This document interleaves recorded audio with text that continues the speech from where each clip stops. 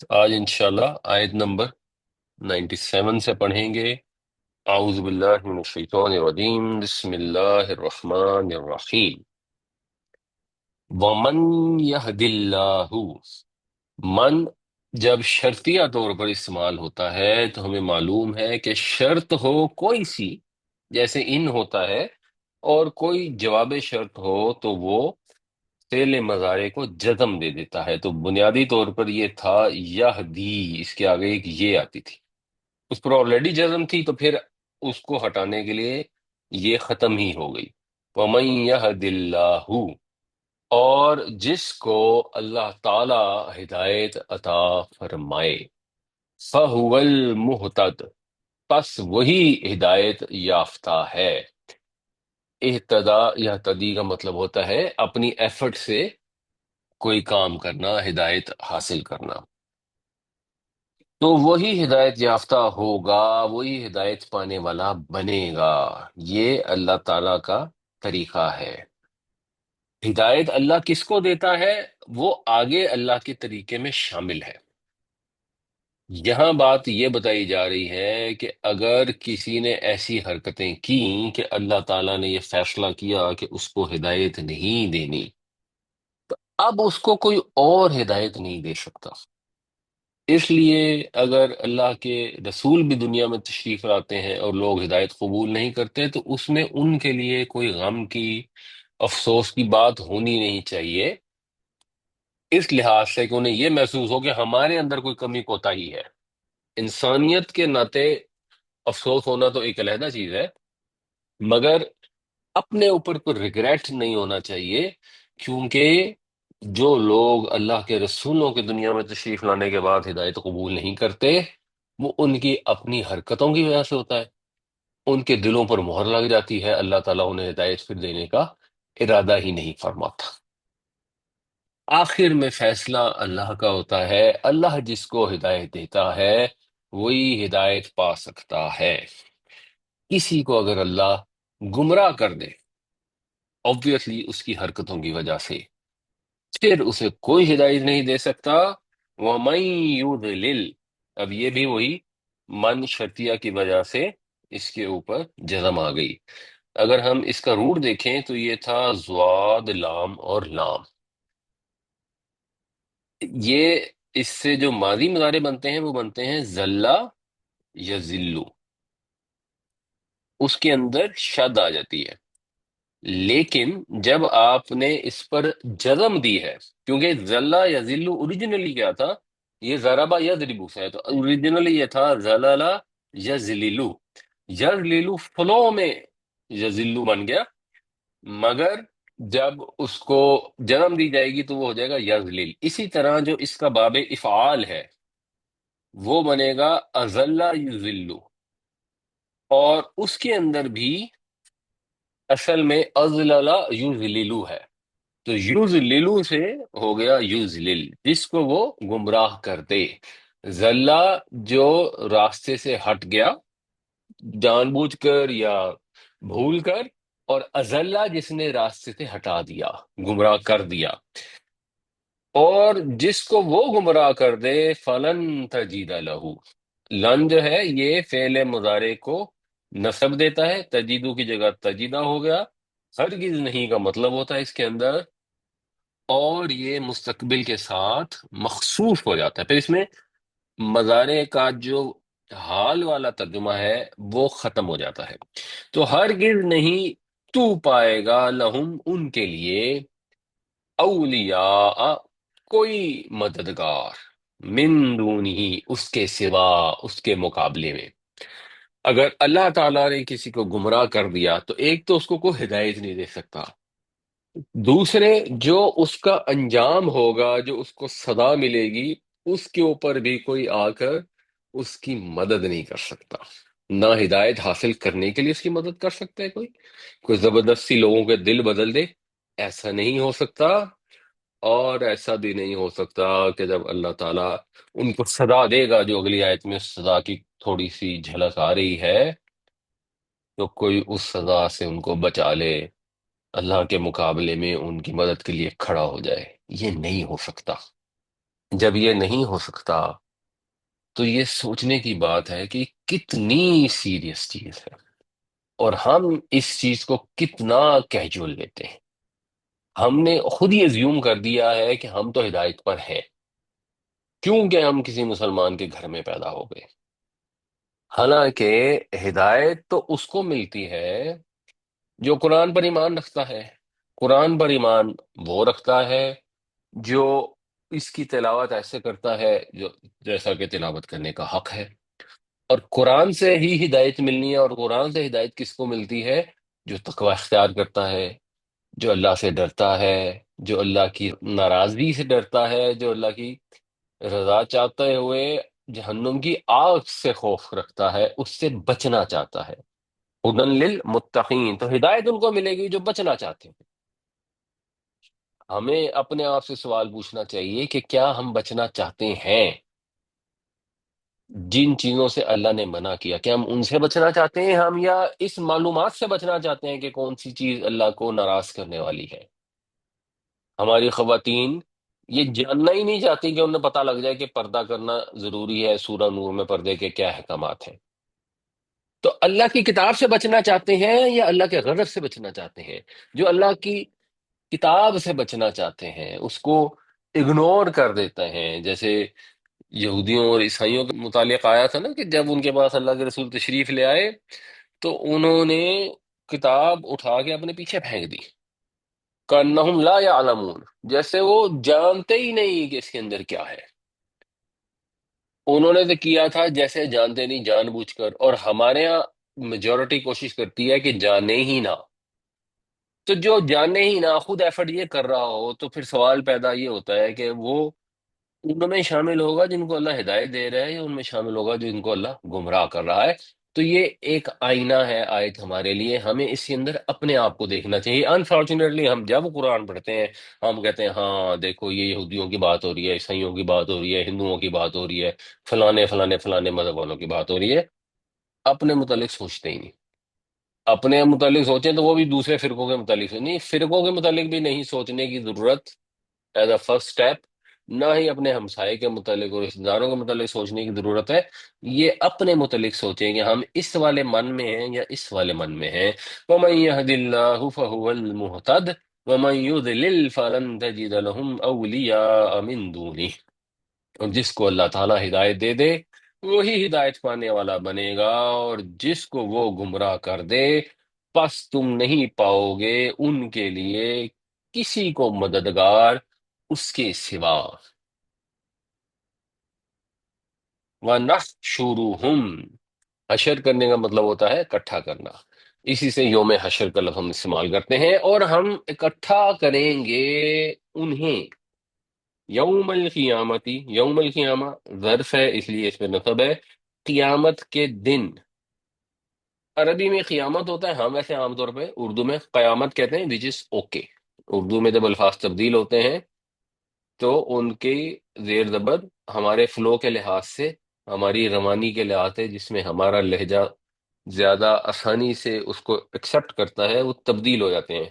مگر جب آپ نے قرآن پڑھنا ہے تو یہاں یوم القیامہ نہیں پڑھ سکتے، یہاں بہت احتیاط کی ضرورت ہے، کیونکہ عام طور پہ ہم اردو میں استعمال کر رہے ہوتے ہیں تو ہم یہاں پر بھی غلط پڑھ جاتے ہیں، جو غلط ہے، ایسا نہیں کرنا چاہیے۔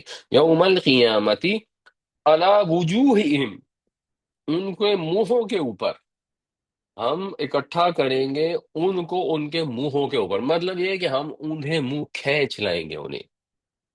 جو لوگ ایسی حرکت کریں گے جس کی وجہ سے اللہ تعالیٰ انہیں گمراہ کر دے گا، جب وہ گمراہ ہو جائیں گے تو پھر اس کی جو سزا ہے اس کی ایک جھلک ہے کہ قیامت والے دن ان کو گھسیٹ کر اس طرح لایا جائے گا کہ ان کے پاؤں کی بجائے ان کے منہ زمین پر گڑے جا رہے ہوں گے۔ یہ سزا ملے گی ان کو اس چیز کی کہ جو انہیں نعمتیں دی گئیں انہوں نے ان کی ناشکری کی۔ وہ کون سی نعمتیں ہیں؟ جو بنیادی نعمتیں ہیں اس کی ناشکری کی، اور کیا بن گئے؟ عمین، وہ دنیا میں بنے اندھے تو وہاں پر بھی وہ اندھے کر کے اکٹھے کر کے لائے جائیں گے۔ ین جو ہے بنیادی طور پر یہ تو ہو گئی اس کی حالت کہ ہم انہیں لائیں گے ان کے منہوں پر اس حال میں کہ وہ اندھے ہوں گے۔ اور بنا یہ کیسے ہے؟ ایک افعل التفضیل ہوتا ہے اور ایک افعل ہوتا ہے الوان و عیوب کا، جس سے رنگ اور انسان کی کوئی خوبیاں یا عیب مراد ہوتے ہیں۔ اس کا وزن ہوتا ہے افعلو، اور اس کی جو جمع ہوتی ہے وہ ہوتی ہے فعلن۔ تو فعلن کے وزن پر اس کی پلورل آئے گی، اس لیے عین میم یہ اما، یا اما کا مطلب ہوتا ہے اندھا ہونا،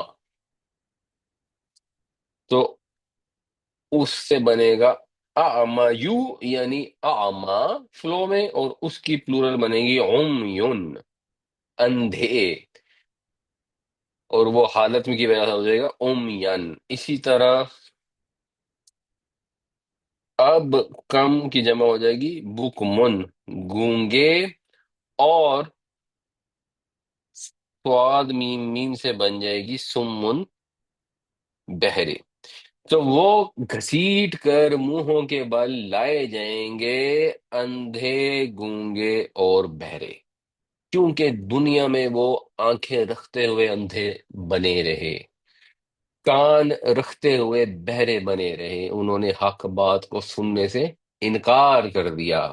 لوگوں نے کہا آؤ قرآن میں یہ اللہ نے فرمایا ہے، اللہ تعالیٰ فرماتا ہے ان اللہ لا يحب المسرفین، انہوں نے کہا نہیں یہ شادی ہو جائے گی پھر دیکھیں گے، اللہ معاف کرنے والا، اللہ معاف کرے گا۔ ہم برادری کی تھو تھو برداشت نہیں کر سکتے کہ فلانے نے 50 لاکھ خرچ کیا ہے اور ہم نے صرف 48 کیا ہے، یہ نہیں ممکن۔ ہم نے برادری کو جواب دینا ہے، ہم نے ان کو منہ دکھانا ہے، ہم کس منہ سے ان کے پاس جائیں گے؟ سوچنے والی بات یہ ہے کہ برادری کو تو کسی نے منہ دکھانا ہے یا نہیں دکھانا، اللہ کو سب نے منہ دکھانا ہے، اس منہ کے اوپر گھسیٹ کر لے جایا جائے گا۔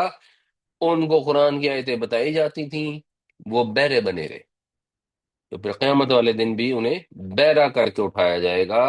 اور جب حق بات کرنے کا موقع ہے اور انسان اپنی زبان کو بند کر لے، اس کی زبان حق کی گواہی کے لیے استعمال نہ ہو، اس کے کان اللہ رسول کی باتیں سننے کے لیے استعمال نہ ہو، اس کی آنکھیں اللہ کی نشانیاں دیکھنے کے لیے استعمال نہ ہو، تو انہی لوگوں کو تو ہدایت نصیب نہیں ہوتی، اس حال کی وجہ سے جو انہوں نے اپنا خود کیا ہوا ہے، جس کی وجہ سے انہیں ہدایت نصیب نہیں ہوتی۔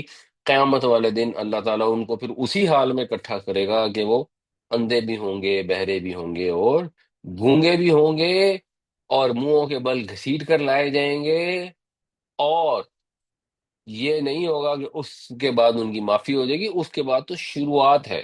مأواہم جہنم، ان کا ٹھکانہ جہنم ہے۔ کلما، جب جب، جب کبھی بھی، خبت، خبت جو ہے یہ ہے خے، بے اور واو سے، اس کا مطلب ہوتا ہے آگ جب تیز ہوتی ہے تو ذرا ہلکی ہوتی ہے یا ٹھنڈی پڑنی شروع ہوتی ہے، دھیمی ہوتی ہے، تو اس کے لیے خبا یخبو کا لفظ استعمال ہوتا ہے، تو مونس کے لیے ہو جائے گا خبوت، اور وہ فلو میں بن جاتا ہے خبر۔ تو جب بھی دھیمی ہونے لگے گی زدناہم، تو ہم بڑھا دیں گے ان کے لیے، ان کو، کس میں؟ سعیرن، سعیر فعیل کے وزن پر ہے، اس کا مطلب ہوتا ہے تیز بھڑکتی ہوئی آگ، ہمیشہ جلنے والی آگ، فعیل میں دوام ہوتا ہے، تو ہم اس کو مزید بھڑکا دیں گے جب بھی وہ دھیمی ہونے لگے گی۔ یہ آگ کی لو کبھی بھی دھیمی نہیں ہوگی، یہ آگ ایسی ہے جو ہمیشہ جلتی رہے گی۔ دنیا میں کوئی بھی آگ ہوتی ہے، جیسے مثلاً ابھی یہ کورنگی کریک پہ وہ آگ لگی ہوئی ہے اور کہتے ہیں اس کے نیچے شاید کوئی ذخیرہ ہے، اور وہ 10-12 دن سے چلی جا رہی ہے، لیکن وہ اور کتنے دن چلے گی؟ 100 دن چلے گی، 1000 دن چلے گی، پھر ایونچولی دھیمی ہو جائے گی، ٹھنڈی ہو جائے گی، ختم ہو جائے گی۔ جہنم کی آگ کبھی دھیمی ہوگی ہی نہیں، کیونکہ اگر کسی وجہ سے وہ دھیمی ہونے لگے، اس کا ایندھن جو ہے وہ ختم ہونے لگے، تو اس کو مزید بھڑکا دیا جائے گا۔ یہ خوفناک مقام ہے جس سے اللہ تعالیٰ ڈرا رہے ہیں، جس کے لیے اللہ کے نبی صلی اللہ علیہ وسلم نذیر بن کر، خبردار کرنے والے بن کر آئے۔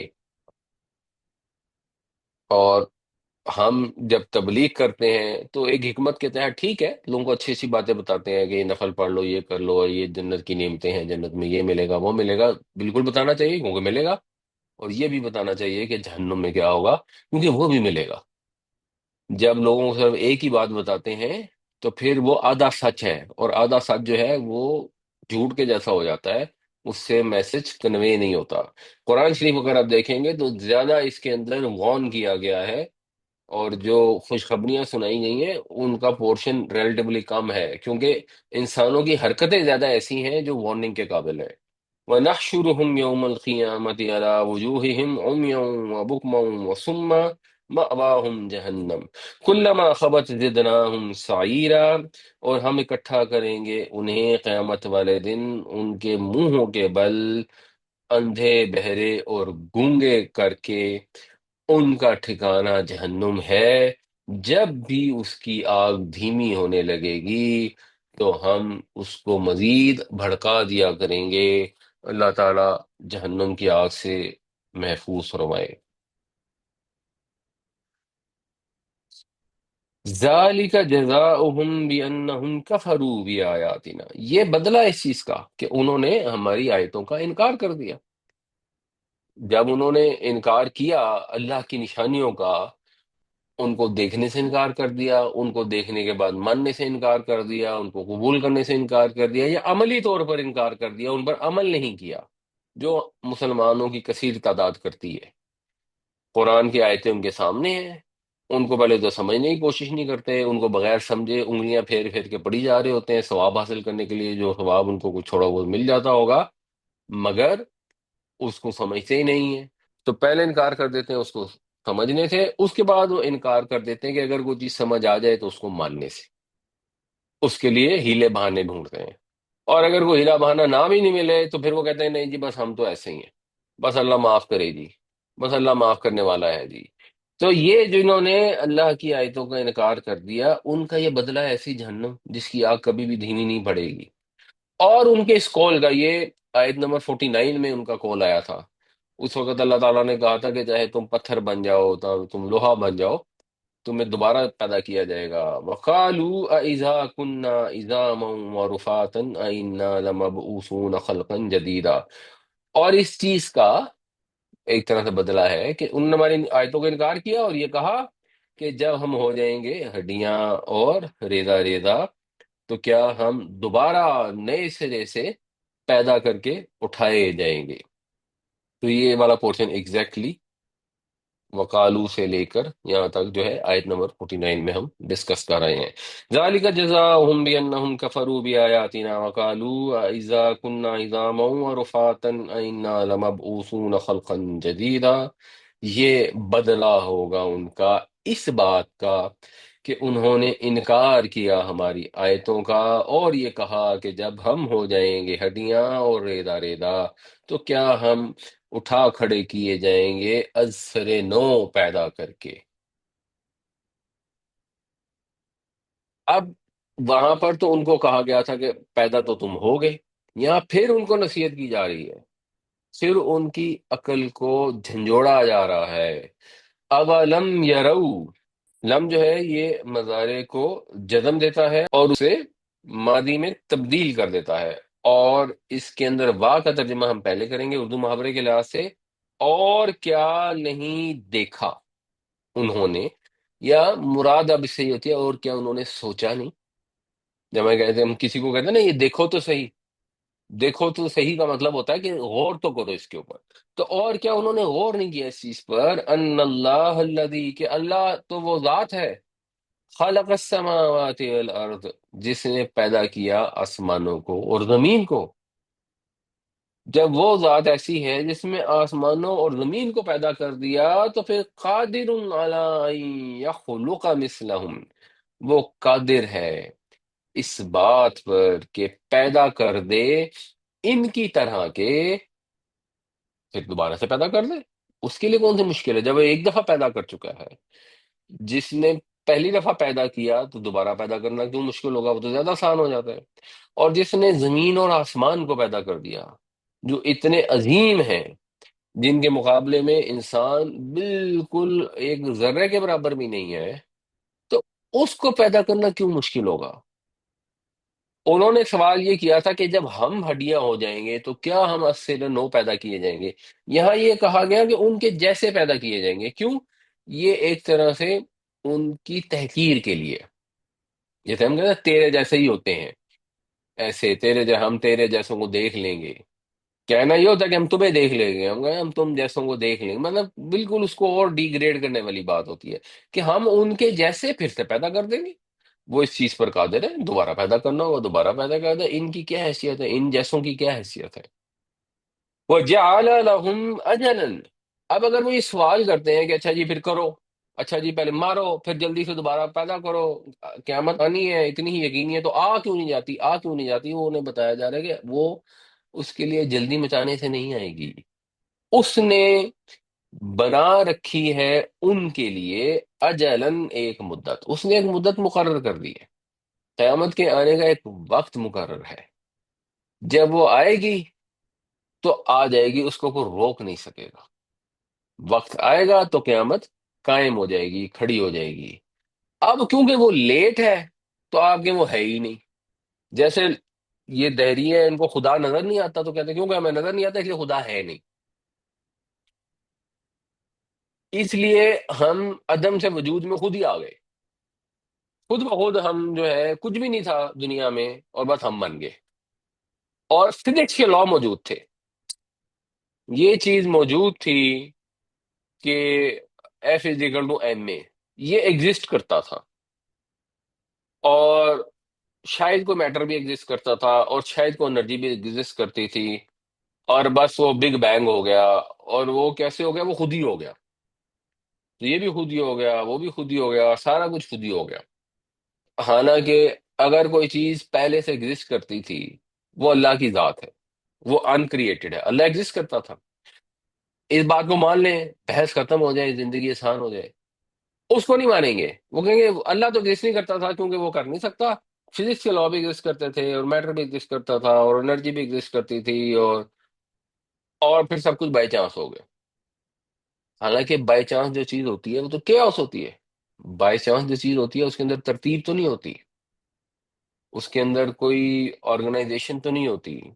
مثال میں آپ کو دیتا ہوں کہ اگر کہیں سمندر کے کنارے رنگ کی بالٹیاں پڑی ہوں اور ایک پتھر کے اوپر ایک خوبصورت پھول کی تصویر بنی ہو، پراپر جیسے پھول ہوتا ہے، اور ایک گلاب کا پھول ہو اور ایک گیندے کا پھول ہو اور ایک موتیے کا پھول ہو، وہ پتھر کے اوپر پینٹ کیے گئے ہوں،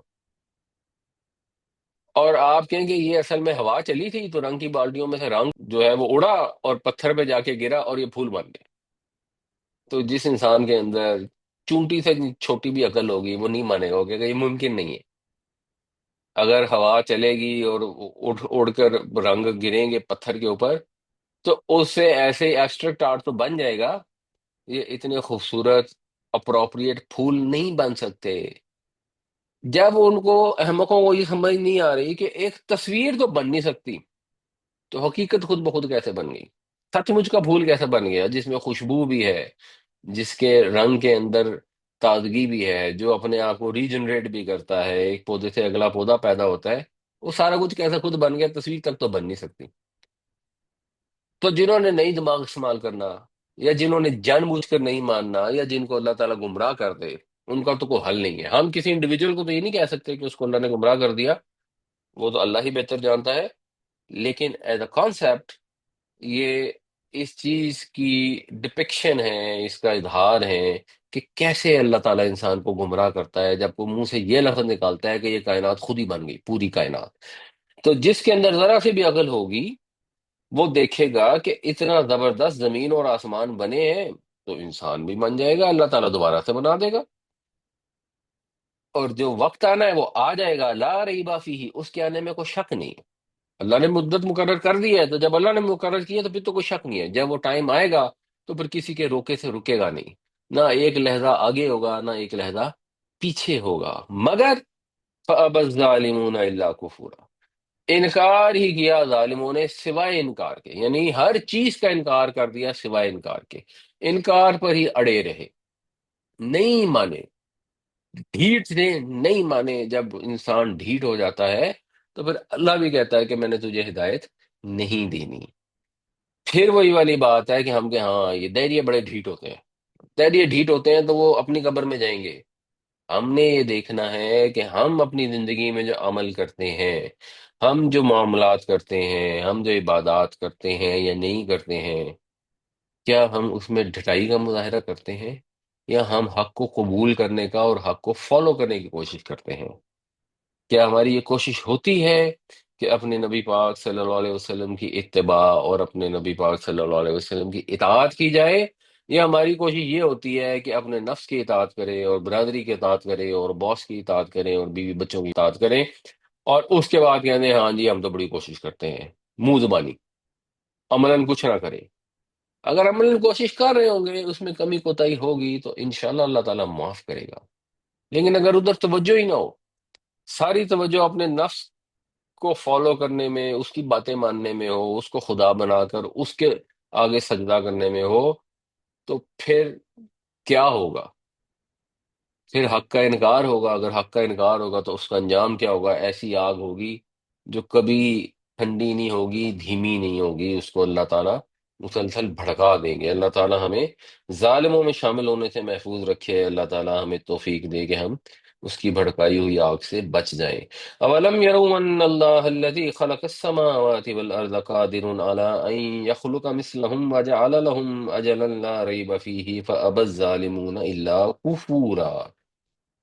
اور کیا نہیں غور کیا انہوں نے کہ اللہ ہی تو وہ ذات ہے جس نے پیدا کیا آسمانوں اور زمین کو، وہ قادر ہے اس چیز پر کہ تخلیق کر دے ان کے جیسے، یعنی پھر سے، اور اس نے مقرر کر رکھی ہے ان کے لیے ایک مدت جس کے اندر کوئی شک نہیں۔ پس ظالموں نے تو انکار ہی کیا، انکار پر ہی اڑے رہے۔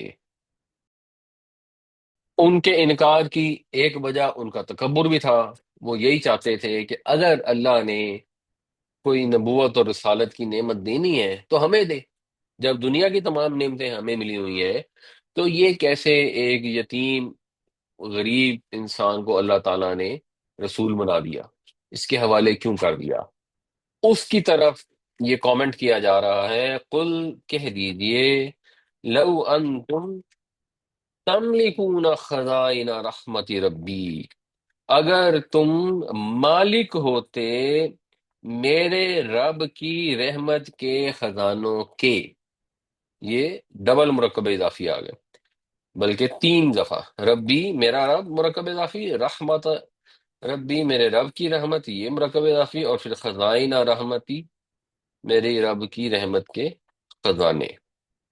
تو اگر تم مالک ہوتے تو تم کیا کرتے؟ تم کیا دیتے لوگوں کو؟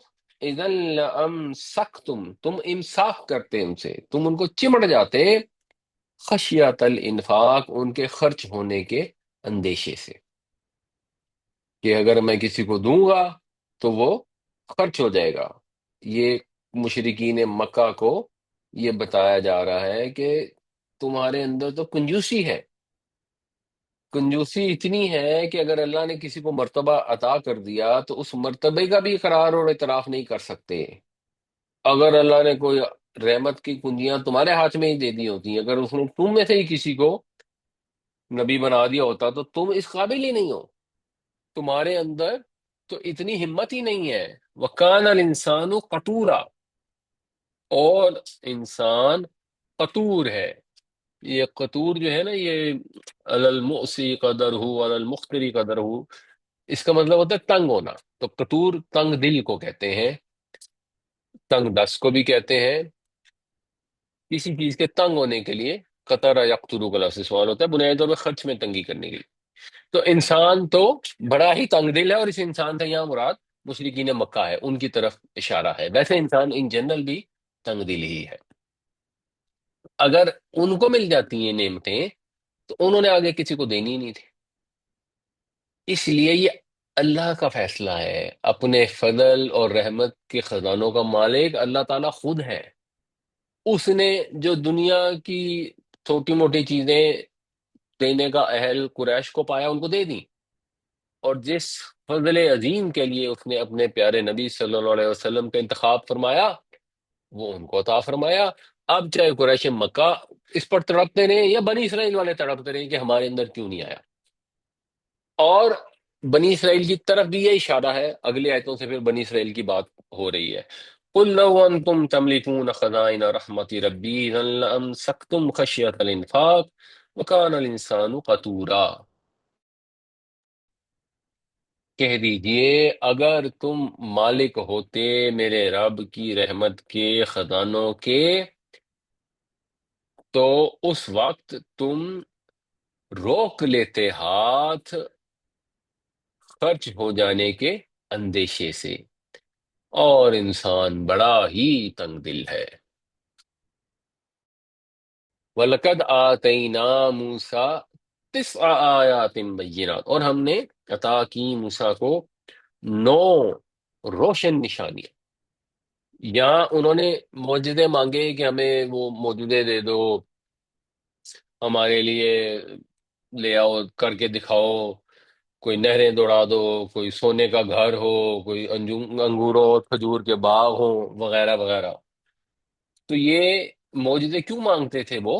کیونکہ یہودی ان کو آ کے سکھاتے تھے، یہ بھی ایک ریزن تھی کہ جاؤ یہ سوال پوچھو، ہمارے پیغمبر نے تو یہ معجزے دکھائے تھے، تو اگر یہ نبوت کا دعویٰ کرتے ہیں تو انہیں بھی کو معجزے دکھائیں۔ اس کے اوپر یہ بتایا جا رہا ہے کہ ہم نے موسیٰ کو 9 روشن نشانیاں دی۔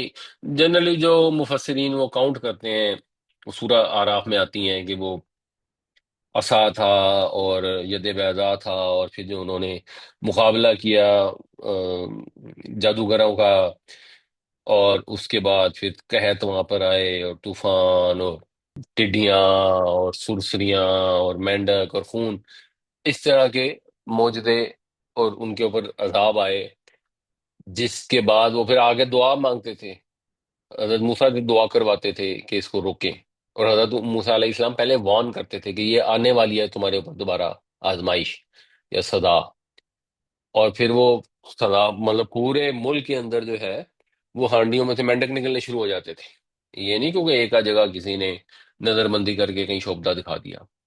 تو یہ روشن نشانیاں تھیں جو ان کو دکھائی گئیں، تو ان کو یہ بتایا جا رہا ہے قریش مکہ کو اور یہودیوں کو کہ یہ موسیٰ علیہ السلام کو بھی تو یہ 9 نشانیاں دی گئی تھی۔ فَاسْأَلْ بنی اسرائیل، تو جاؤ پوچھو بنی اسرائیل سے، یہ جو تمہیں آ کے سکھاتے ہیں، جاؤ ان سے پوچھو۔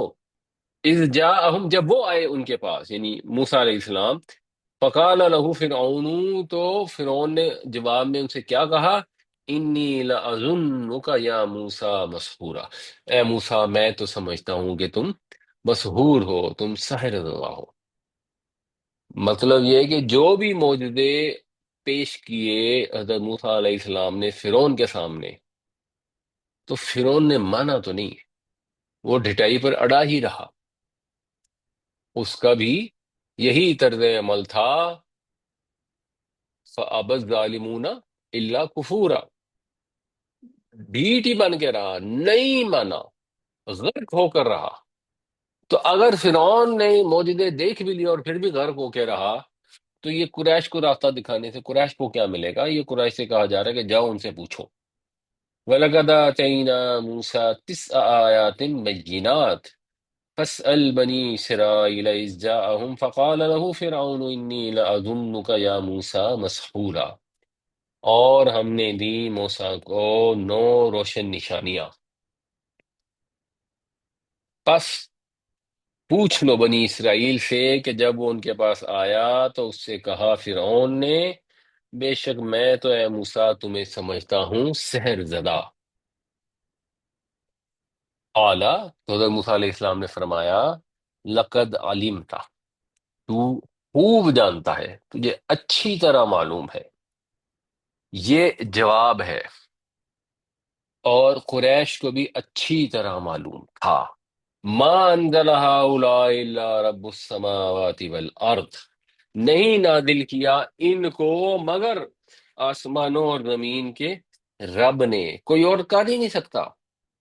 یہ ممکن ہی نہیں ہے کہ پورے ملک کے اندر قحط آ جائے، تمام ملک کے غلے کے گوداموں میں گھن لگ جائے، یہ اس طرح کے مصائب کو جادو کا زور نہیں ہو سکتا کہ کوئی جادوگر آ کے یہ کام کر لے، پاسبل ہی نہیں ہے۔ اسی طرح قریش کو بھی معلوم تھا کہ اللہ کے نبی صلی اللہ علیہ وسلم کے ساتھ جو معجزہ اترا ہے، جو اللہ کی کتاب ہے، جو قرآن ہے، یہ ممکن ہی نہیں کہ حضور نے خود سے لکھ لی ہو، پاسبل ہی نہیں کہ رب السماوات والارض کے سوا کسی نے اس کو نازل کیا ہو۔ ان کو بھی اچھی طرح معلوم تھا۔ بصائرہ، وہ تو آنکھیں کھول دینے والی نشانیاں ہیں۔ بصیرت کی جمع ہوتی ہے بصائر، جس طرح اردو میں بھی ہم بصیرت استعمال کرتے ہیں، اس کو اللہ نے بصیرت عطا کی ہے، اس کے اندر ایسی سمجھ بوجھ ہے، اس کی آنکھیں کھلی ہوئی ہیں، وہ آنکھیں کھول کر دنیا کو دیکھ سکتا ہے۔ اسی طرح قرآن ہے جو آنکھیں کھول دینے والی نشانی ہے، قرآن پڑھیں سمجھیں آنکھیں کھل جاتی ہیں۔ اگر کسی کی آنکھیں نہیں کھلی تو اس کا مطلب ہے جان بوجھ کر نہیں کھلی، اس کا مطلب ہے وہ ہٹ دھرمی پر اڑا ہوا ہے، اس کا مطلب ہے کہ وہ پھر تباہ ہو گئے۔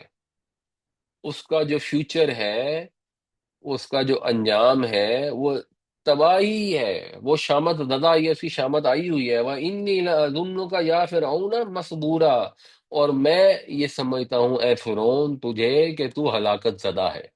صبر ہے یصبر کا مطلب ہوتا ہے غارت ہو جانا، ہلاک ہو جانا، تو اس سے پھر جو مفعول بنا مسبور، غارت کیا ہوا، ہلا یعنی وہ تباہ ہو گیا، تو میں تو تجھے اے فرعون ہلاکت زدہ سمجھتا ہوں۔ پھر وہی بات ہے کہ یہ فرعون کو حضرت موسیٰ علیہ السلام نے کہا، مگر اس وقت جب یہ آیتیں اتری تو اس کے خطاب کیا جا رہا تھا قریش سے کہ تم بھی یہی کام کر رہے ہو تو تم بھی ہلاکت زدہ ہو۔ اور آج ہم جب یہ پڑھ رہے ہیں تو یہ قرآن خطاب کرتا ہے ہم سے کہ کیا ہم اپنے رب کی آیتوں کو دیکھ کر ان کو اوپر صحیح طریقے سے ایمان لاتے ہیں یا نہیں؟ اگر ہمارے پاس کوئی ہمارے رب کا حکم لے کے آتا ہے تو ہم اس کے آگے سمعنا و اطعنا کا طرز عمل اختیار کرتے ہیں، یا ہم اگنور کر دیتے ہیں، ہم اعراض کر دیتے ہیں، ہم اپنی آنکھیں بند کر دیتے ہیں؟ اگر ہم سمعنا اطعنا کریں گے تو ہمارا انجام وہ ہوگا جو نبی کریم صلی اللہ علیہ وسلم کے ساتھیوں کا تھا۔ اگر ہم اگنور کریں گے، اگر ہم ڈھیٹ بنے رہیں گے تو انجام وہ ہوگا جو فرعون اور اس کے ساتھیوں کا تھا۔ یہ اس میں کوئی راکٹ سائنس تو ہے نہیں، صرف جو اس چیز کو سمجھنے میں جو چیز منع کرتی ہے وہ انسان کا نفس ہے، اور کوئی ایسی چیز نہیں ہے جو انسان کو سمجھ نہ آئے۔ اور قرآن شریف میں بار بار پھیر پھیر کے وہی بات بتائی جاتی ہے کہ قیامت کا دن آنے والا ہے، اس دن کو ملحوظ خاطر رکھو، اس احساس کو اپنے اندر رکھو کہ اپنے رب سے جا کر ملاقات کرنی ہے، اس کے سامنے کھڑا ہونا ہے، اپنے اعمال کا جواب دینا ہے۔ یہ کیجول اپروچ جو ہے نا کہ اچھا جی دیکھی جائے گی، یہ دیکھی جائے گی ہو سکتی ہے کہ آپ کہیں کاروبار میں کمپٹیشن کر رہے ہیں تو جو کمپٹیشن ہے اس نے کوئی نئی پروڈکٹ لانچ کر لی ہے تو آپ کہتے ہیں جی دیکھی جائے گی ہم بھی لانچ کر لیں گے۔ یہ کوئی کمپٹیشن تھوڑی ہے جس میں حقیر انسان آپ کے مقابلے میں ہے، یہ تو اللہ کی ذات ہے جس نے آپ کو واضح الفاظ میں کھول کھول کر بتا دیا ہے کہ اس نے یہ پیغام بھیجا ہے۔ یہ کوئی معمولی پیغام تو ہے نہیں، میں نے آپ نے تو کسی کو چٹھی لکھی نہیں ہے، یہ کائنات کے پروردگار کی طرف سے پیغام آیا ہے۔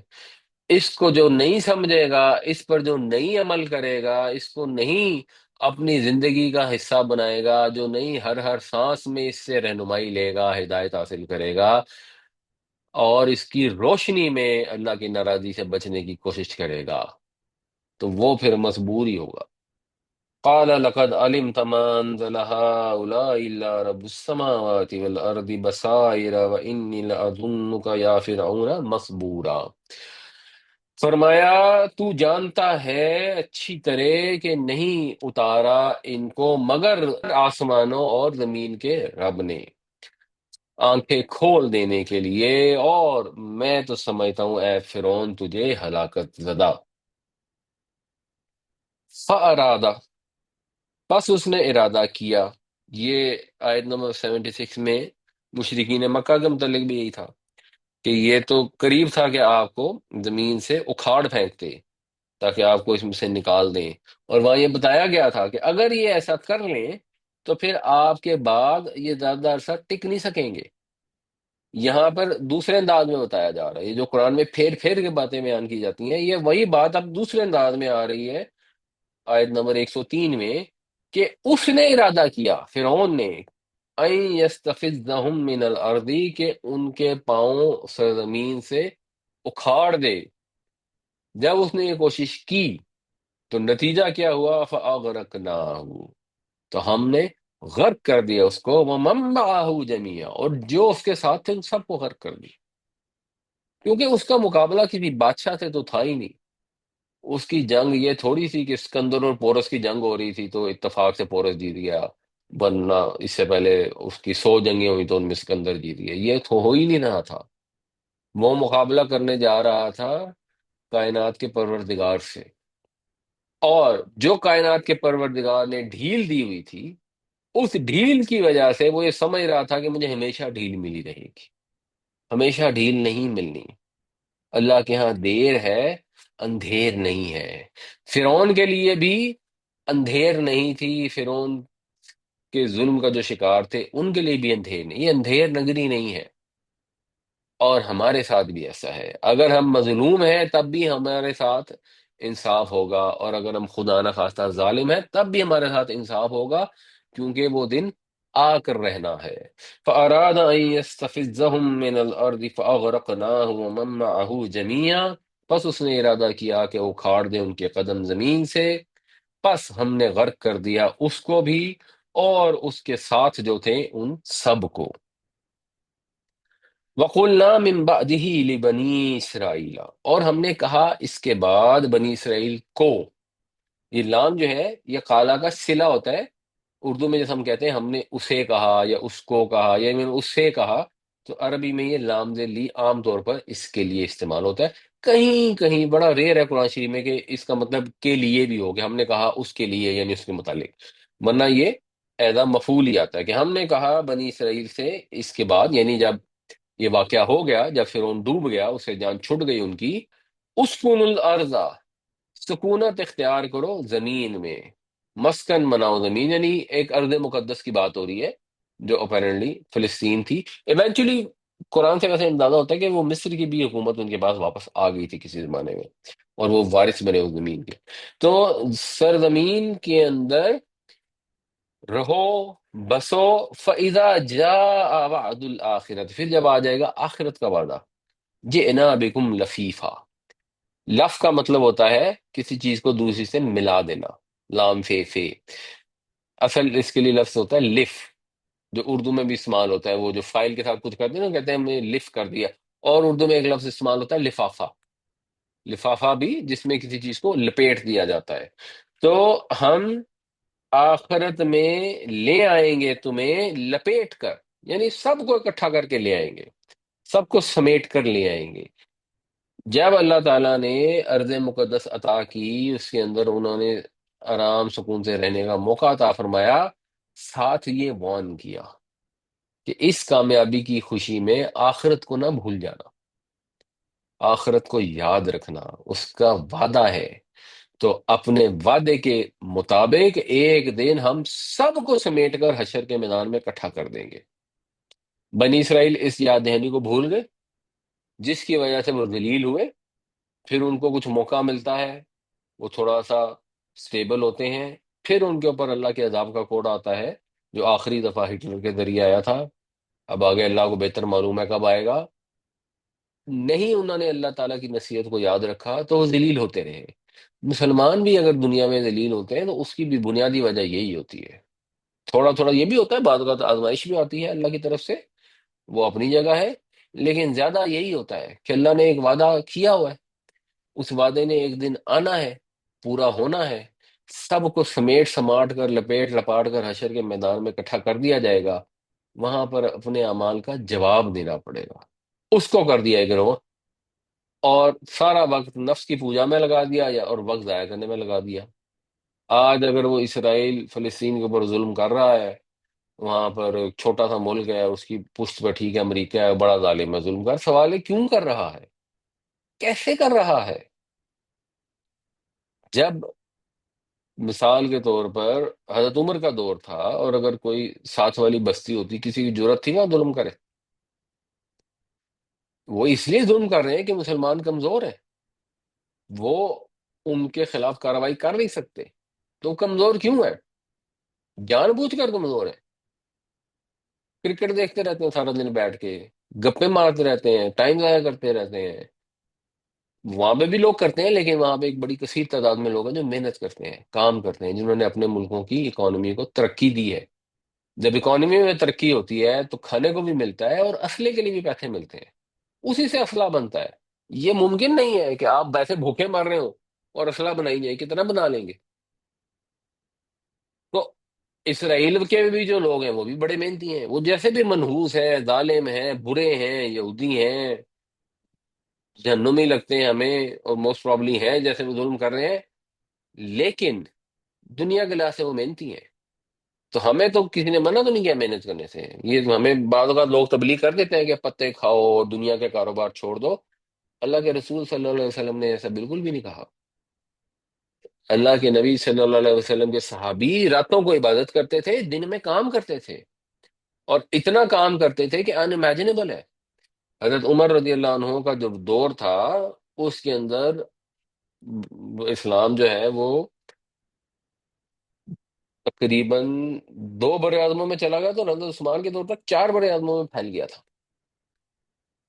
تو یہ کیسے ہوا تھا؟ بس جی وہ نیک لوگ تھے، اللہ نے مدد کر دی، بالکل ایسا تھا.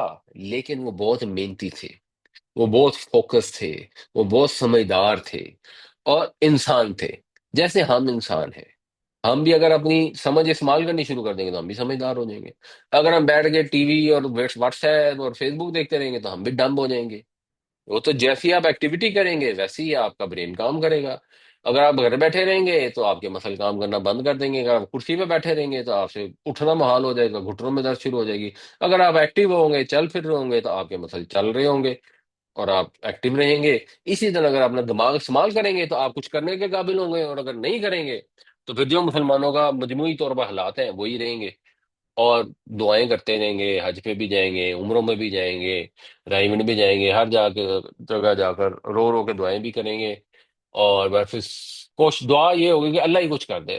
اینڈ میں تو اللہ ہی نہیں کرنا ہے، لیکن فدائے بدر پیدا کر، فرشتے تیری نصرت کو اتر سکتے ہیں گردوں سے قطار اندر قطار. اب بھی فدائے بدر پیدا کرنی تو ضروری ہے. ایون اللہ کے نبی صلی اللہ علیہ وسلم کے ہوتے ہوئے جب مسلمانوں نے رسول کے حکم سے کوتاہی کی تو غزوہ احد کے اندر جو فتح ہو چکی تھی وہ شکست میں تبدیل ہو گئی. تو وہ جو اسباب کو اختیار کرنا ہے وہ تو لازمی اور ضروری ہے. اور اسباب کو اختیار کرنے کے لیے بھی یہ چیز ذہن میں رکھنی چاہیے کہ صحیح اسباب اختیار کرنے ہیں، استعمال کرنے ہیں، اور اس چیز کو مد نظر رکھنا ہے کہ اپنے رب کے حضور جا کر جواب دینا ہے. جو اللہ تعالیٰ نے وقت عطا کیا ہے یہ بھی اللہ کی نعمت ہے. ثم لتسألن یومئذ عن النعیم. اس دن سب نعمتوں کے متعلق سوال ہوگا، صحت کے متعلق بھی سوال ہوگا، وقت کے متعلق بھی سوال ہوگا کہ اس وقت کو کسی پروڈکٹیو کام میں استعمال کیا یا نرا ضائع کیا. وَقُلْنَا مِن بَعْدِهِ لبني إسرائيل اسكنوا الأرض فإذا جاء وعد الآخرة جئنا بكم لفیفا. اور ہم نے کہا اس کے بعد بنی اسرائیل سے کہ جا بسو سرزمین میں، پھر جب آ جائے گا آخرت کا وعدہ تو ہم تم سب کو اکٹھا کر کے لے آئیں گے. وَبِالْحَقِّ أَنزَلْنَاهُ. اور ہم نے اس کو حق کے ساتھ اتارا ہے. یہ جو بات شروع ہوئی تھی کہ وہی کیا چیز ہوتی ہے اور اس کے متعلق پھر دوسری چیزیں آنی شروع ہو گئیں اور ان کے مطالبے آنے شروع ہو گئے، اور بعد یہ بتایا جا رہا تھا کہ یہ قرآن اترا ہے، یہی معجزہ ہے. وہی بات اب دوبارہ واپس آ رہی ہے کہ ہم نے اس قرآن کو حق کے ساتھ اتارا ہے، اس میں کوئی ایرر نہیں ہے، کوئی ایج پیچ نہیں ہے. وہ بالحق کی نہ تو لوڑی حق کے ساتھ ہی اترا ہے. ہم نے بھی حق کے ساتھ اتارا ہے اور یہ اترا بھی حق کے ساتھ ہے. اس کے اندر کوئی باطل کی آمیزش نہیں ہوئی. ایسا نہیں ہوا کہ اترنے کے درمیان کوئی بیچ میں جنہوں نے آگے کوئی چیز مکس کر دی ہو، کنفیوز کر دی ہو. ہم نے اس کو بالکل صحیح سے اتارا ہے. ایک معجزہ ہے یہ. اس معجزے کے آ جانے کے بعد لوگوں نے اس کو دیکھنا ہے، اس پر خالی دماغ سے، نیوٹرل مائنڈ سے غور کرنا ہے اور اس پر ایمان لانا ہے. لے آئیں گے تو ٹھیک ہے، جان بوجھ کر نہیں لائیں گے تو کچھ نہیں ہو سکتا۔ اللہ کے نبی صلی اللہ علیہ وسلم کو اللہ تعالیٰ نے یہ فریضہ نہیں دیا کہ چشمے نکال کر اور باغ اگا کر اور آسمان پھاڑ کر زبردستی لوگوں کو مومن بناؤ۔ نہیں، اللہ کے نبی صلی اللہ علیہ وسلم کا کام تھا کہ ان کے سامنے حق کی بات پیش کر دیں، صاف صاف بتا دیں کہ اگر مانیں گے تو خوشخبریاں ہیں، وما ارسلناک الا مبشرا ونذیرا، اور ہم نے نہیں بھیجا آپ کو مگر مبشر بنا کر، خوشخبری دینے والا بنا کر اور خبردار کرنے والا بنا کر، اور نہیں مانیں گے تو برا انجام ہے۔ یہ اللہ کے نبی صلی اللہ علیہ وسلم بتانا ہے، انذار اور تبشیر کا فرض ادا کرنا ہے، وہ آپ نے ادا کر دیا۔ اس کے بعد اس آیت کا مطلب یہ ہے کہ آپ ان کو چھوڑ دیں ان کے حال پر، نئی بات مانیں گے تو اپنا انجام خود بھگتیں گے۔ وَبِالْحَقِّ أَنزَلْنَاهُ وَبِالْحَقِّ نَزَلَ وَمَا أَرْسَلْنَاكَ إِلَّا مُبَشِّرًا وَنَذِيرًا، اور ہم نے نازل کیا اس کو حق کے ساتھ، اور یہ اترا بھی حق کے ساتھ ہی ہے، اور آپ کو تو ہم نے صرف خبردار کرنے والا اور خوشخبری دینے والا بنا کر بھیجا ہے۔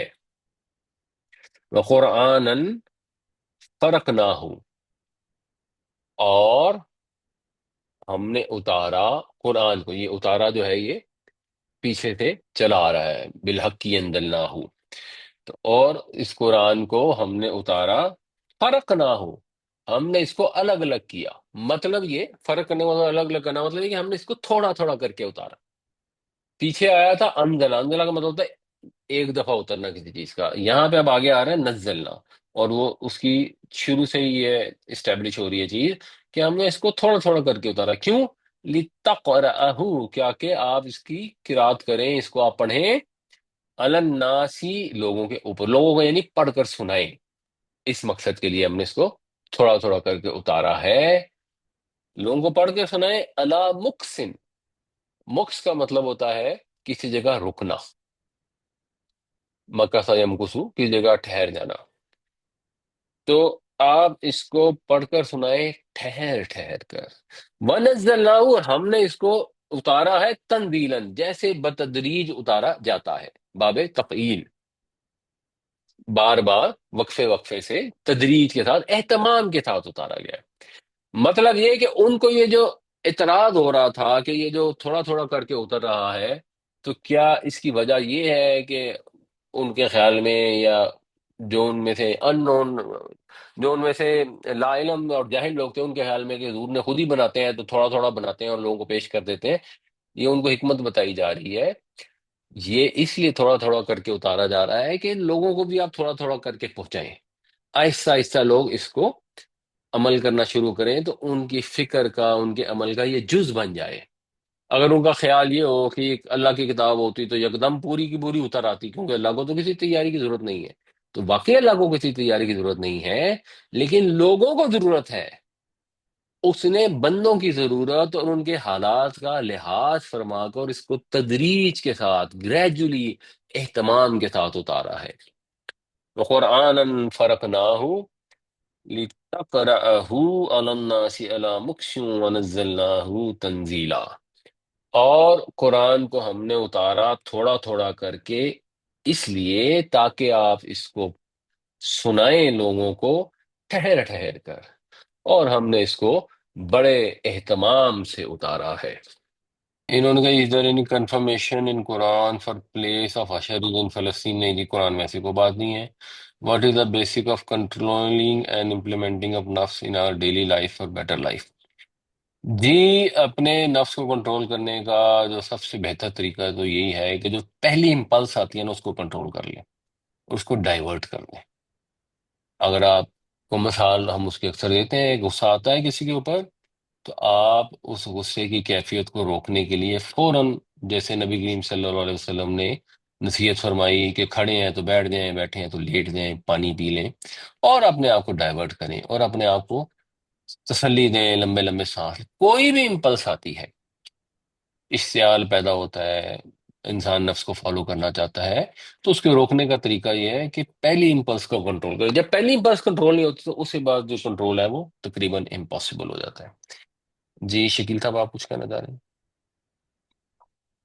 جی سر، یہ اس میں جو بنی اسرائیل کو کہا گیا کہ مطلب ہے کہ जब वो फिरौन गर्क हो गया तो इनको अल्लाह ताला ने दरिया के पार उतार दिया था।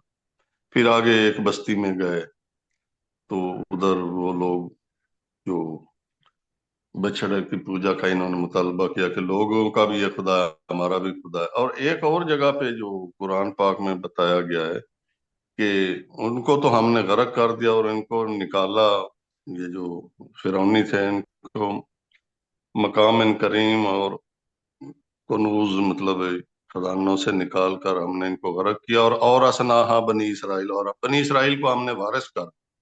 तो ये इसमें जो वो फर्क आ रहा है, तो वो वारिस फिर कब कर दिया या फिर उनको पार उतारा तो फिर वो तो आगे चले गए। तो इसमें जरा ये तजाद जो है ना, इसको जरा क्लियर कर। नहीं, जैसे मैंने अर्ज की थी कि अपेरेंटली कुरान से ये पता लगता है कि बाद में वो मिस्र के भी वारिस बन गए। पहले तो सरजमीन फिलिस्तीन का वादा था ना, और जब फिलिस्तीन में हुकूमत कायम हो गई, जी जो बाद में हुई थी, हज़रत मूसा अलैहिस्सलाम के दुनिया से जाने के बाद हुई थी, तो उसके बाद यकीनन मिस्र में भी बन गए होंगे। एग्जैक्टली वो कब हुआ वो नहीं मालूम। हो सकता है हज़रत सुलेमान अलैहिस्सलाम के दौर में हो, may be, we don't know, हज़रत दाऊद अलैहिस्सलाम के दौर में हुआ हो, या उससे आगे पीछे कभी हुआ हो। पर मिस्र भी उनकी हुकूमत में आ गया होगा, जैसे मसलन हज़रत उमर के दौर में मिस्र मुसलमानों के जेर साया आ गया था। तो ऐसे ही वहाँ जी बनी इसराइल के केस में भी कभी हुआ होगा। जब अल्लाह ताला ने फरमाया कि तुम्हें ये फलस्तीन का इलाका तुम्हारे लिए लिख लिया गया है, तो मौलाना वहीदुद्दीन साहब कहते हैं कि मैंने जो है ना वो यही जो मौजूदा इसराइल है, तो इसका दौरा भी किया, उनसे बात भी की, और वो इस पे टिक हैं कि चूंकि ये तो हमारे लिए अल्लाह ताला का वादा था और हमारे लिए लिख लिया गया था, ये फलस्तीन का जो एरिया है ना जी, तो असल वारस तो हम ही हैं। तो वो मौलाना वहीदुद्दीन साहब भी जो है ना वो जब उनको पढ़ते हैं ना हम उनकी तफसीर, तो वो ऐसे ही लगता है कि वो उनके हक में दलाइल दे रहे हैं कि ये तो एरिया उनका है, तो हम क्यों उनके साथ मतलब ना जी इस में उलझे हुए हैं सब ना जी। तो ये एक कंफ्यूजन वो क्रिएट की जाती है ना जी। जी ऐसे ही है। और अगर वाकई ऐसा होता जैसे मौलाना वहीदुद्दीन साहब समझते हैं, तो फिर तो ये होना चाहिए था कि जब हजरत उमर फारूक बनी इसराइल तशरीफ लेके गए और उनसे कुंजियां लीं, तो वहां पर वो अपने हाकिम मुकर्रर ना करते, वहाँ यहूदियों को बुलाते और उन्हें वहाँ आबाद कर देते। और हजरत उस्मान भी यही करते और हजरत अली भी यही करते, और बैतुल मकदस के अंदर वो यहूदियों को आबाद कर देते, बाकी सारों को बाहर निकाल देते। अगर ऐसा होता जैसे मौलाना वहीदुद्दीन साहब कहते हैं, वो तो उस वक्त के लिए था, उनसे वादा किया गया था, और वो वादा भी, उनकी हरकतें ऐसी थी, उनको नहीं मिला। 40 साल वो भटकते रहे। वो वादा ऐसा थोड़ी था कि बस तुम्हें फौरन मिल जाना और हर हाल में मिलना है, उसके साथ कुछ करतूत भी एसोसिएटेड थे। उन्होंने नहीं अच्छे अमल किए तो वो भटकते रहे। बाद में जब वो उन्होंने हिम्मत पैदा की और वो लड़े और वो साथी बने, गालिबन तालूत के साथ जब वो जाके उन्होंने जंग की, तो फिर वो फलस्तीन उनके कब्जे में आ गया। उसके बाद वो वादा पूरा हो गया, वादा तो पूरा हो गया। अब वो दोबारा से वो कहेंगे जी अब वो वादा भी कायम है, और अगर मौलाना वहीदुद्दीन साहब भी ये समझते तो फिर हजरत उमर फारूक को भी ये चाहिए था कि उनको दे देते। तो हजरत उमर फारूक तो फिर ये नहीं समझते थे, तो जब हजरत उमर फारूक ये नहीं समझते थे और हजरत उस्मान ये नहीं समझते थे, तो हमें भी ये समझने की जरूरत नहीं। ये क्वेश्चन किया जी कि हाथ दिखाना कैसा है। हाथ दिखाना एक तरह से शिर्क है। मतलब हाथ देख के अगर कोई बता दे, किसी को बता दें कि उसकी दो शादियां हैं, तो उसमें कितनी सच्चाई है? इसमें कोई सच्चाई नहीं है। ये नजूमी बनना और सितारों से कुछ जानने की कोशिश करना और हाथ देख के कुछ जानने की कोशिश करना, ये है गैब के इल्म। और गैब का इल्म अल्लाह ताला ने कुरान शरीफ में बता दिया कि अल्लाह ताला अपने रसूलों में से उनको देता है जिन्हें वो चुन लेता है। आम आदमी के पास गैब का इल्म डायरेक्ट नहीं आ सकता। उसको गैब का इल्म मिलता है रसूलों के वास्ते से। तो वो तो हमें कुरान में जो गैब का इल्म हमें मिला हुआ है, अल्लाह के नबी सल्लल्लाहु अलैहि वसल्लम ने जो चीजें बताई हैं, वो तो हमें पता है। इसके बाद जो होता है वो होता है एस्टिमेशन, अप्रोक्सीमेशन। और अप्रोक्सीमेशन जो होती है वो हवासे खमसा की बुनियाद पर होती है। आप देखते हैं कि आसमान पर बादल आ गए हैं, तो आपको लगता है कि हाँ जी बारिश हो जाएगी। वो सर्टन नहीं होता, शायद हो जाए शायद ना हो। हाँ, आपने अगर उसका साइंटिफिक एनालिसिस कर दिया, आप 99.9% सर्टेनिटी पे पहुंच गए कि आज के दिन बारिश हो जाएगी, और वो हो जाती है, दैट इज फाइन। फिर वो गैब का इल्म रहता नहीं है। जब आप مثلا اگر کوئی گائے ہیں اور آپ کو نہیں پتا کہ اب اس کا بچڑا ہوگا یا بچڑی ہوگی، تو آپ کو نہیں پتا، بس جب وہ پیدا ہو جاتی ہے پھر پتا لگ جاتی ہے. تو جب چیز سامنے آ جاتی ہے پھر وہ غیب کا علم رہ ہی نہیں جاتا. مگر جب تک وہ غیب میں ہے تب تک اس کو جاننے کا اگر کوئی دعویٰ کرتا ہے تو وہ یا تو وہ نبوت کا دعویٰ کرتا ہے جیسے پیر فقیر لوگ کرتے ہیں، اور یا وہ یہ ویسے ہی مشرکانہ حرکتیں ہیں کہ ہمیں پتہ لگ جاتا ہے ہاتھ دیکھ کر، کسی کو کچھ پتہ نہیں لگتا، اور نہ ہی مستقبل جو ہے وہ ہاتھوں کی لکیروں میں لکھا ہوتا.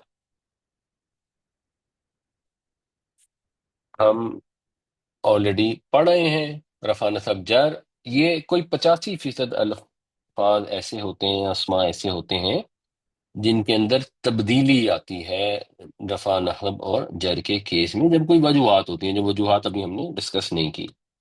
تو مثال کے طور پر محمد محمدن محمدن، یہ رفع نصب اور جر کی حالت ہے. اس میں ایک چیز نوٹس کرنے والی ہے جس کو آپ کو دیکھنا چاہیے، وہ یہ ہے کہ جو نصب کی حالت ہے اس میں ایک الف لگ گئی ہے. اس الف سے کیا ہوتا ہے کہ جب آپ نے وقف کرنا ہے تو رفع بھی محمد ہو جائے گی اور جر بھی محمد ہو جائے گی صلی اللہ علیہ وسلم، لیکن نصب جو ہے وہ ہو جائے گی محمدہ. یہ جب آپ نے سکون کرنا ہے تو آپ نے اس طرح سے پڑھنا ہے. اور اس کے اندر کچھ ایکسیپشن بھی ہیں. شیئن تو ویسے ہی ہوگی، شیء ہو جائے گی تو شیئن شیئن شیئن. لیکن مثال کے طور پہ اگر مونس ہے گول تے والی جیسے تائے مربوطہ کہتے ہیں، جنتن جنتن جنتن، تو اس کے اندر الف نہیں لگی، یہ جنتا نہیں بنتی، بلکہ یہ گول تے بھی جو ہے یہ ہے میں کنورٹ ہو جاتی ہے، پھر یہ ہو جاتا ہے جنہ. تو اس کی تینوں فارم میں اگر آپ وقف کریں گے تو جنہ ہو جائے گا. لیکن اگر لمبی والی تے ہو جیسے بنتن میں ہے، اس میں پھر لگائی جائے گی الف، اور وہ اگر وقف کریں گے تو بنتا بن جائے گی. تو یہ آپ نے صرف انڈرسٹینڈنگ آپ کو ہونی چاہیے. اسی طرح ایک الفاظ ایسے ہوتے ہیں جن کے اندر الف اور حمزہ کٹھا آ جاتا ہے، جیسے سماعن سماعن، اس میں ضرورت نہیں ہوتی آگے الف لگانے کی، پڑھا یہ سما آ ہی جائے گا، یہ سما نہیں پڑھا جائے گا، یہ سما پڑھا جائے گا، یہ بھی سما پڑھا جائے گا، اور یہ پڑھا جائے گا سما آ. اور اگر الف نہ ہو اکیلا حمزہ پھر ہم ایک الف ساتھ لگا دیتے ہیں آسانی کے لیے، تو یہ سو ان سو ان سو ان میں یہ سو پڑھا جائے گا، یہ سو آ پڑھا جائے گا، اور یہ بھی سو ہی پڑھا جائے گا. اچھا، اب جو دیکھنے والی چیز ہے دوسری، وہ یہ ہے کہ جب ہم درود شریف پڑھتے ہیں اللہم صلی علی محمد وعلی آل محمد، تو مثلا جر کے اندر یہ ہو گیا محمدن.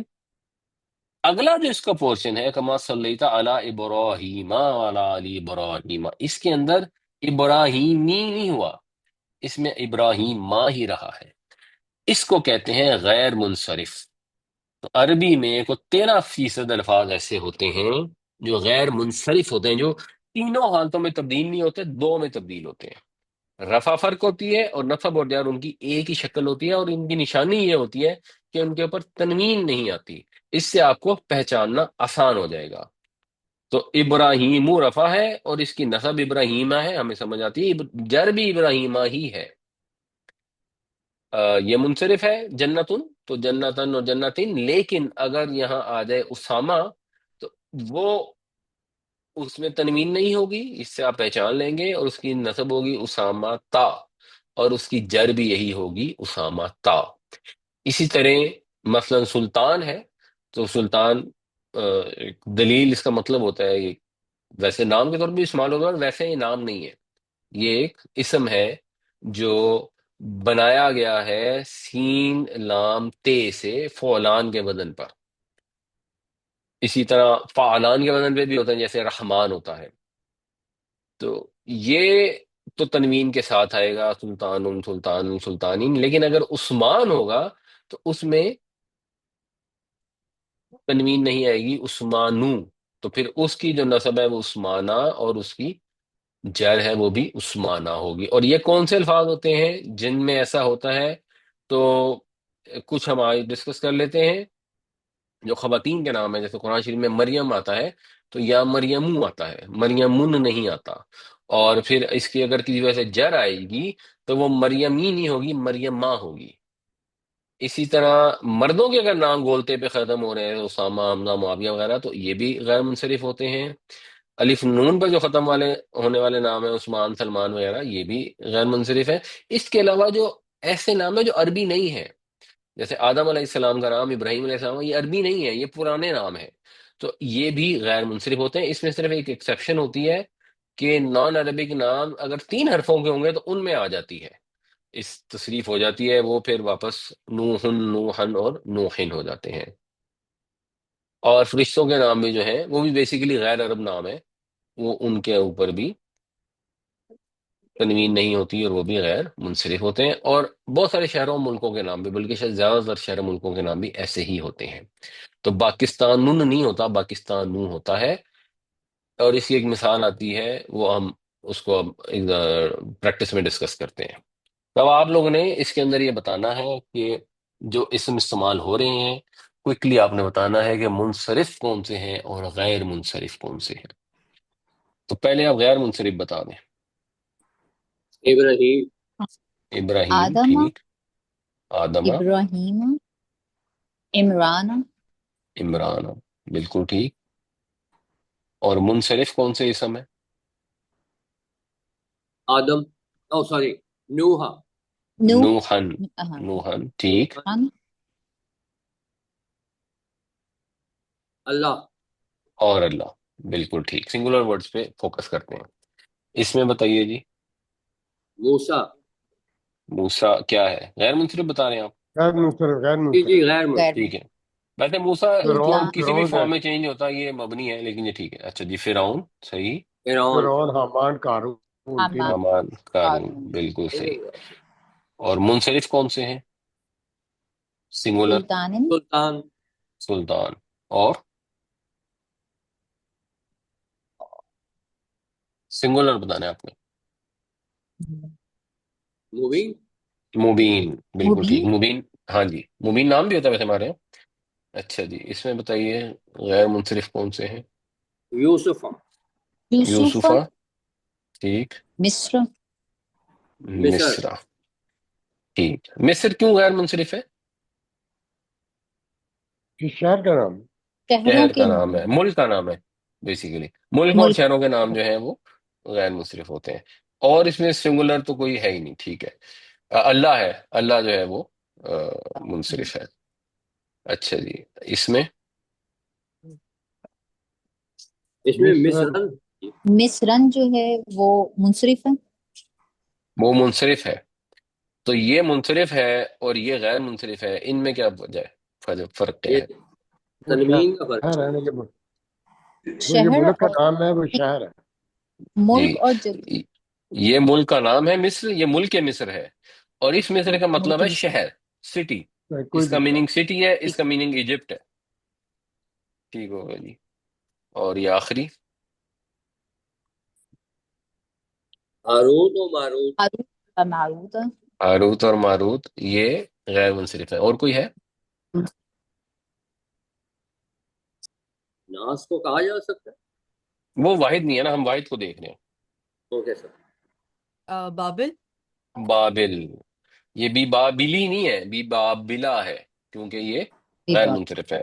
اور ایک اس کے اندر ہے منصرف، سنگولر، وہ کیا ہے؟ سحر، سحر، صحرا، سحر۔ اس میں تنوین نہیں ہے، وہ الف لام کی وجہ سے نہیں ہے، ادروائز سحرن ہوتا ہے۔ اللہ تعالیٰ ہمیں قرآن پڑھنے، سمجھنے، اس پر عمل کرنے کی توفیق عطا فرمائے، جہنم کی بھڑکتی ہوئی آگ سے محفوظ رکھے، جنت الفردوس میں جگہ عطا فرمائے، جو ہماری کمی کوتاہیاں ہیں ان سے درگزر کرے، اور ہمیں توفیق دے کہ ہم اس کے نبی پاک صلی اللہ علیہ وسلم کی سچی اتباع اور صحیح طرح سے اطاعت کر سکیں۔ آمین یا رب العالمین۔ آمین، آمین ثم آمین۔